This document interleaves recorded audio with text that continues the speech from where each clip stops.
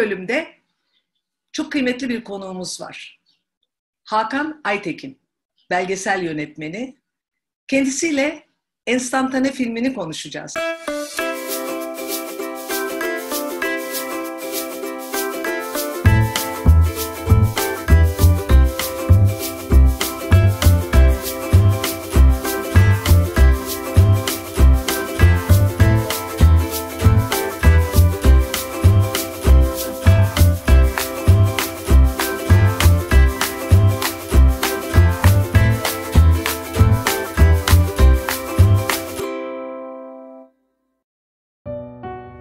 Böyle bir fotoğraf çekilmiş. Ama fotoğrafı hiç hatırlamıyordum. Unutmuştum.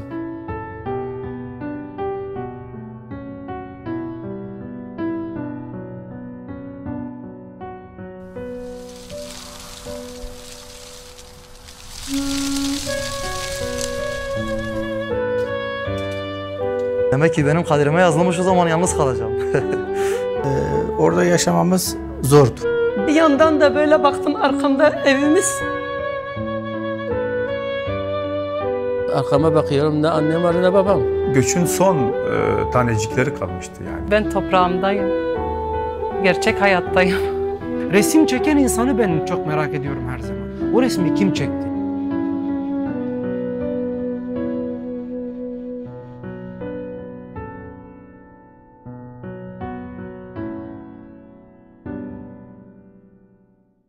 Hoş geldin Hakan.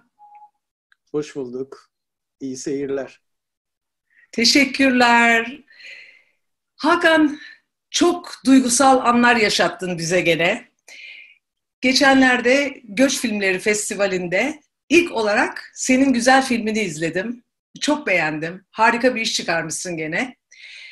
Biraz senden bahsetmek istiyorum ama aslında senden dinleyelim istiyorum. Hakan Aytekin kimdir? Belgesel yönetmeni biliyoruz. Pek çok ödülün, pek çok işin var. Ve neden bu filmi çektin? Enstantane filmini. Biraz dinleyelim mi?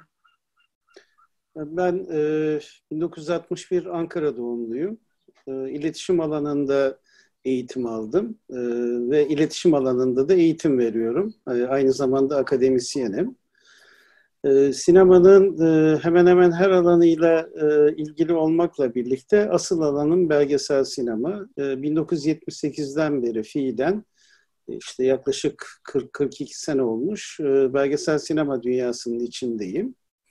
Özellikle Anadolu kültürleri ve Anadolu'nun o kültürel geçmişi, o tarihsel geçmişi üzerine çokça belgeselde görev aldım. Kiminde yönetmen olarak, yönetmenlik öncesinde kameraman, araştırmacı, yönetmen yardımcısı olarak çalışmıştım. Son yıllar dediğim aşağı yukarı 20 yıldır da özellikle Süryani kültürü üzerine yoğunlaştım. 2001 yılında Süryanilerle ilgili Türkiye'deki ilk filmlerden biri olan Işık Sesini Arıyor'u çekerek başladım. Bu bir tesadüf değildi. Aslında bu uzun yıllardır biriktirile gelen bir çabanın sonucuydu. 1992 yılında TRT'ye gönderilen bir istek mektubuyla ben ilk kez Süryaniler hakkında bilgi sahibi olmuştum. Daha önce Harabemişke köyünde yaşayan bir Süryani, Mardin'in Harabemişke köyünde, daha sonra Hollanda'ya iltica ediyor İsa Bakır ve Türkiye'ye bir mektup yazıyor. O kendisi gibi dünyanın değişik yerlerine dağılan insanlara hasret rüzgarını çalmalarını istiyordu. Dolayısıyla böyle bir mektup beni Süryanilerle tanışmaya ve yüzleşmeye zorladı. Uzun yıllar Süryaniler konusunda okudum, araştırma yaptım ve 2001'de Işık Sesini Arıyor filmiyle ilk Süryaniler üzerine olan ilk filmi gerçekleştirdim. Daha sonra bu filme neden olan, daha doğrusu benim bu yola girmeme neden olan İsa Bakır üzerine ve onun o mektubu üzerine bir dizi yazışmalar, çizişmeler, farklı mecralarda bu konuda yazılmış makaleler, öyküler söz konusu oldu ve bunların tamamını bir araya getiren Hasret Rüzgarı diye bir kitap yapmaya kalktım. O kitabı da 3 dilli yaptım. Türkçe, İngilizce ve Süryanice. Türkçe, İngilizce kısmı çok kolay yapılmıştı. Ama Süryanice kısmı için 4 yıl uğraştım. Bütün öykü de 14 yıl oldu.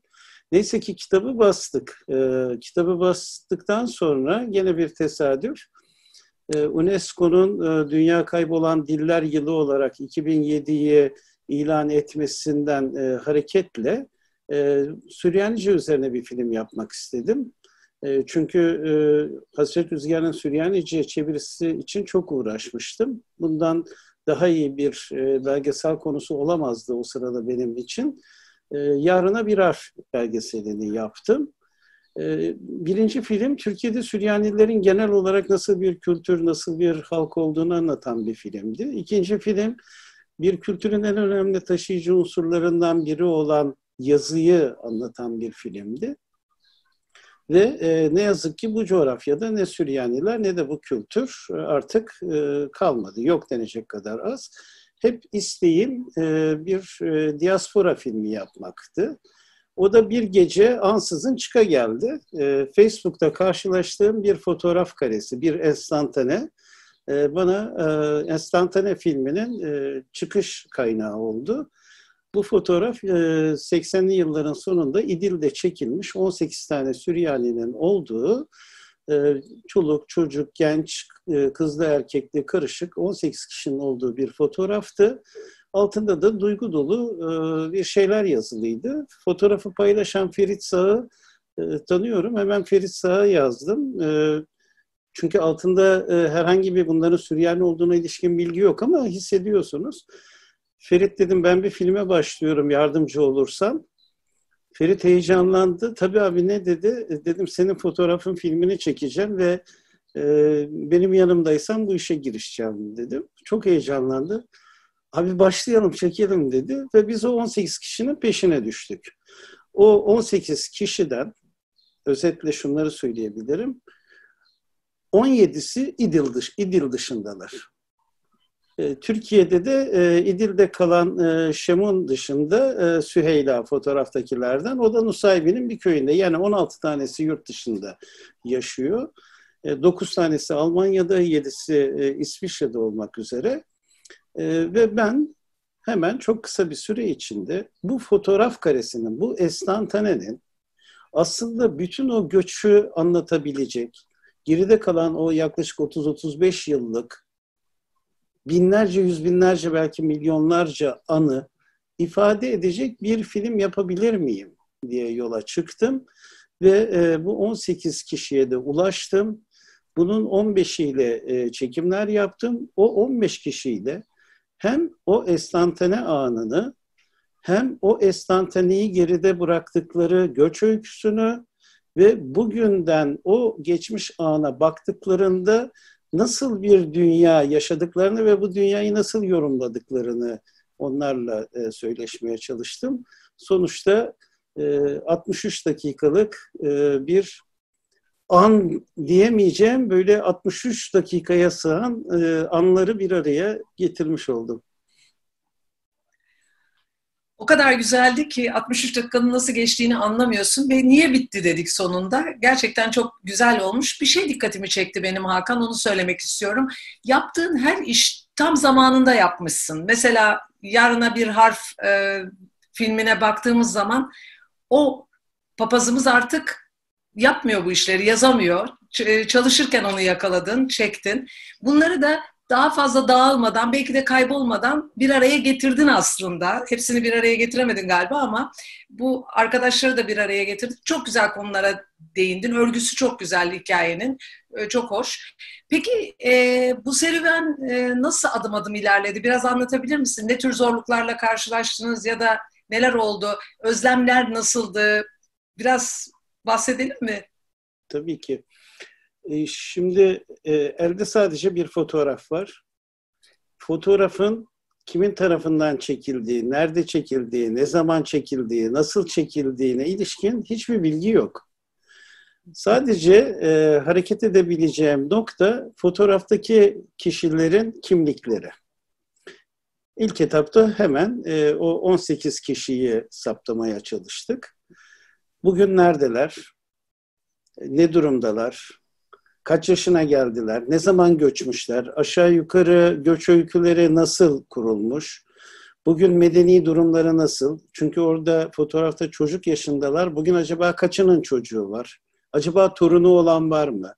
Gibi ilk etapta o karakterlerin o genel dünyaya ilişkin bilgilerini toplamaya çalıştık. Bu tabii ki çok kolay olmuyor. Çünkü bu insanlar peyderpey göç etmişler. Toplu bir göç, anlık bir kopuş değil. Yıllar içine yayılan bir göç. Yaklaşık 20 yılda gerçekleşmiş o 18 kişinin göçü.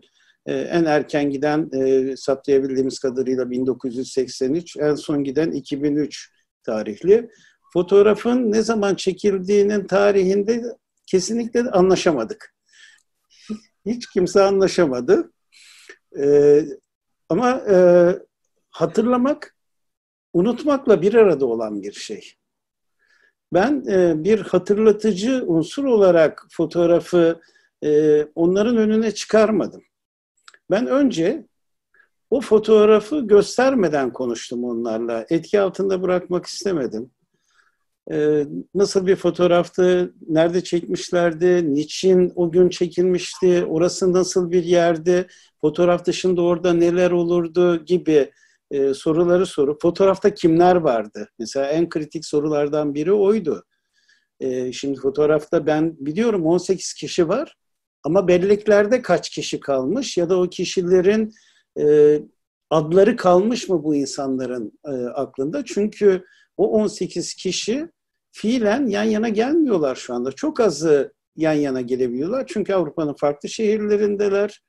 Modern dünyanın yeni zaman anlayışının içinde yer alıyorlar. Dolayısıyla onların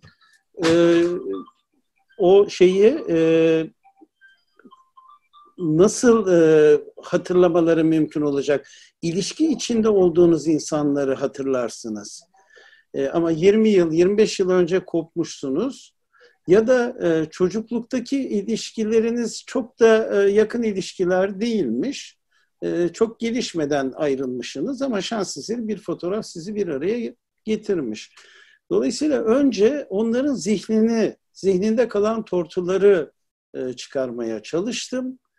Sonra fotoğrafı onların önüne çıkardım. Fotoğrafı ellerine aldıklarında tabii o ana kadar hatırlananla fotoğrafın hatırlattıkları bazen çok çakıştı, bazen ters düştü. Ben de özellikle zaten onu bekliyordum. Yani bir gerçeklik var, hatırladıklarımız var, hatırladığını sandıklarımız var. Ya da öyle hatırlamak istediklerimiz var. Çünkü bellek aslında geçmişi yeniden kuruyor. Ve bunu kurarken mutlaka bellek bugünün gereklerine göre kuruyor geçmişi. Burada belki yanlı davranıyor, belki öyle olmasını istediklerini dile getiriyor. Bu benim zaten aynı zamanda akademik olarak üzerinde çalıştığım bir alan. Ben sözlü tarih üzerine çalışıyorum. Sözlü tarihte çok bildik rastlanılan işler bunlar.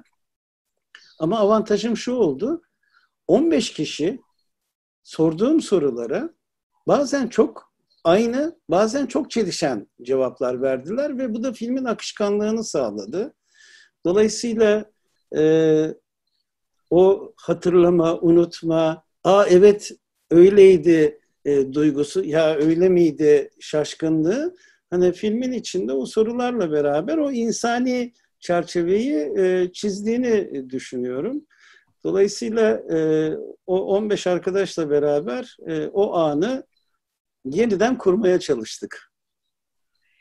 Çok da güzel olmuş. Tabii çok daha katı akademik bakarsak olaya o zaman şey yapmak lazım. Bu somut olmayan kültür mirası çalışıyorsun çünkü. Antropologlarla çalışmak lazım. Yok kültür mirasçılarıyla çalışmak lazım ki hani bir çizgide bir şey gitsin. Bence filmin güzel tarafı o olmuş. Mesela fotoğrafın ne zaman çekildiğini hakikaten hatırlamamaları çok ilginç geldi bana bazılarının. Doğru hatırlamaması.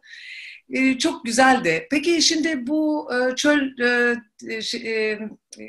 Göç Filmleri Festivali'nde gösterildi. Online bir festival tabii. Sadece Türk izleyici bunu ya da Türkiye'de yaşayanlar izleyebildiler. O da izlenildiği kadar.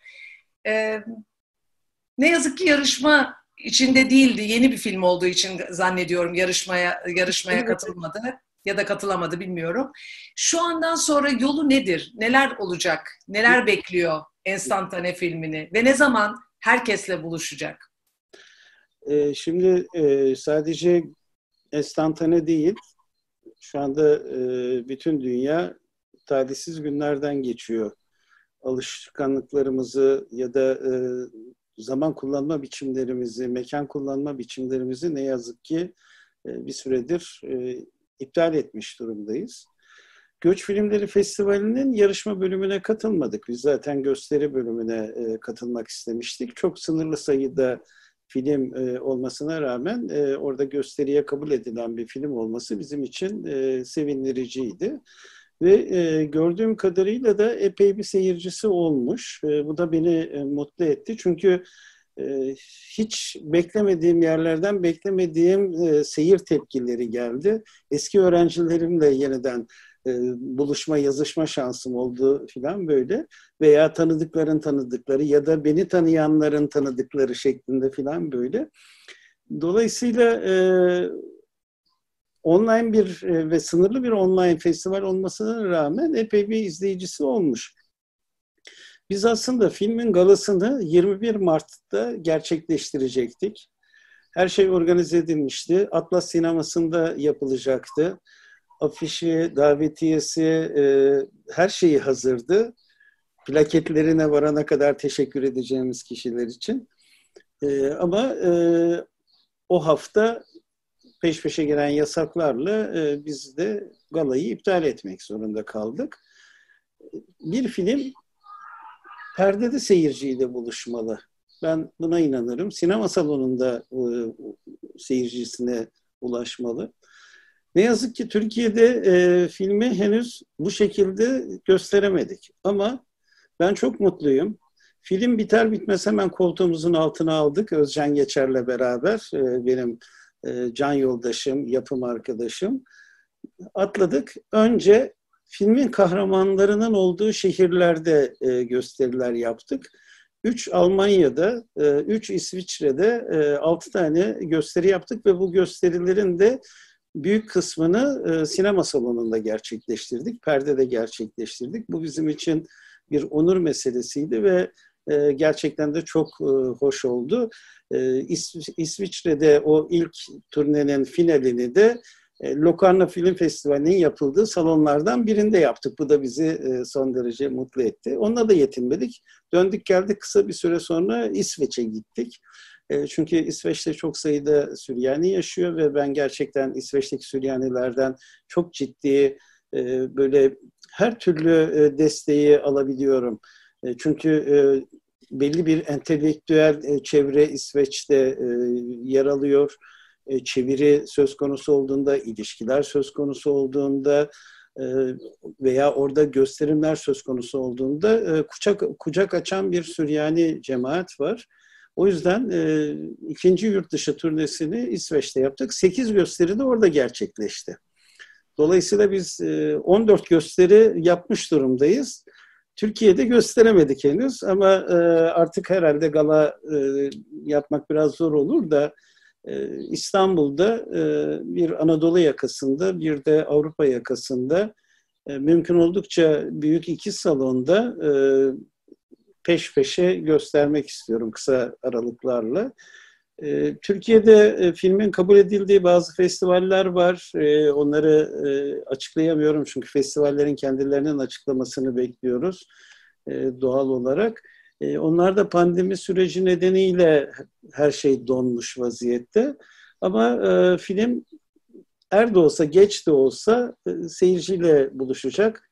Fotoğrafla bizim buluşmamızın 30 yıl zaman aldığını düşünürsek bizim filmimizin de seyirciyle 1 yıl sonra buluşması herhalde çok da bizi üzmeyecek. Her şeyin hayırlısı diyelim, her zaman dediğimiz gibi. Işık sesini arıyor, yarına bir harf ve enstantane. Süryanilerle ilgili yaptığın 3 tane birbirinden güzel işler. Peki bundan sonrası için senin düşüncelerinde, tabii bu sürecin geçmesini bekliyoruz, veyahut da planlarında gene Süryanilerle ilgili işler var mı, ya da neler yapıyorsun, nelere hazırlanıyorsun? Ya aslında şimdi bir paradoks içindeyim. Bir yandan Süryani kültürüyle ilgilenmeye devam etmek istiyorum. Çünkü biriktirilmiş bilgi kıymetli. Biriktirilmiş ilişki kıymetli. Ben şimdi Süryani coğrafyasında ya da Süryani kültürüyle ilgili herhangi bir iş yapmaya kalksam nerelere gideceğim, kimlerle konuşacağım, nasıl bir dünyanın üzerine filmimi oluşturacağım?